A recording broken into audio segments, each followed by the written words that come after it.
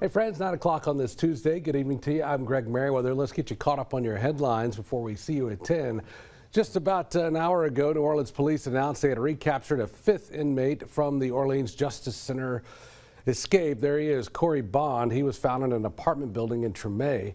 He is facing second-degree murder charges already. That leaves 5 inmates still on the loose. Earlier today, you saw her there. The sheriff, Susan Hudson, announced she is temporarily suspending her re-election campaign. Apparently that was going on during all of this. Her department has taken a lot of criticism since the jailbreak last week. Hudson blames it on a lack of funding and staff shortages. At the state capitol, House lawmakers passed a bill to raise taxes on online sports gambling. Right now, when you cash out, you pay a 15% tax on your winnings. This bill would more than double that. A quarter of the revenue the state gets will go to the Louisiana college programs. It passed in the House 73-15. The bill now heads to the Senate to be debated and then eventually voted on. St. Francisville has been around, of course, for more than 200 years, and now much of the downtown area needs some upgrades. They've now been awarded a Main Street restoration grant, and they're just now getting around to getting it out there. It's a yearly statewide grant that provides funding to businesses with historic buildings to help preserve them. Lori Walsh, the Main Street manager for St. Francisville, says this keeps tourism alive and helps out their local businesses. Everything is a mom and pop owner occupied business. And so for us, it's all about your neighbor, right? These businesses are our neighbor. We want to support our neighbors. We want to keep our tax dollars locally. So businesses there can get anywhere from $2,500 to $10,000 if your business qualifies. You have until the 30th of May to apply.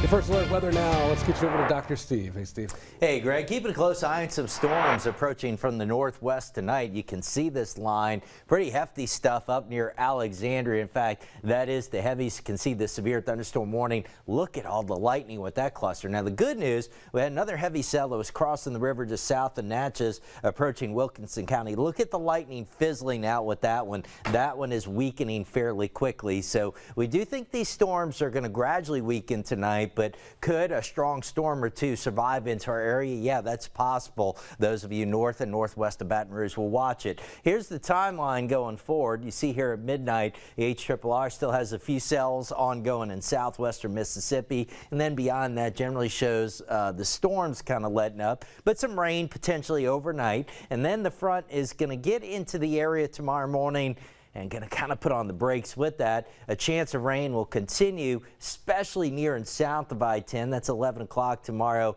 That rain chance should shift to the coast by tomorrow afternoon. So in the morning, a few showers around. Still looking at warm temperatures in the low 70s, mid 80s at noon. And then we should trend drier into the afternoon. Still warm highs in the upper 80s. Areas near and north in the interstates will see a brief drop in humidity, but that'll rebound probably into Thursday. Outside tonight, Baton Rouge and much of the metro area is still quiet. Sky 9 View brought to you by Our Lady of the Lake, and most areas still in the 80s. It's a muggy night. Baton Rouge, Gonzales 82, New Roads checking in at 81. I think for most of us, this front won't be terribly eventful. We'll keep an eye on those storms tonight. But as we get into the Memorial Day weekend, that brief break from the humidity, it's not going to last. Humidity rebounds. It's going to be hot. We'll have a few showers and storms possible Saturday and Sunday. Memorial Day itself got rain chances at least 50%, may even go higher than that. Pretty good rain chances for the first half of next week. Greg. Steve, thank you. Coming up tonight on 9 News at 10, just a few nights ago, a couple lost their lives in 2 separate car accidents. Tonight, we spoke with their family. What have the last couple of days been like? A nightmare, like a dream, a nightmare you want to wake up from and know that it's not real. It's just an unbelievable coincidence. Alexis Lee and John Collins leave behind a little boy. You'll hear more from members of their family at the top of the hour.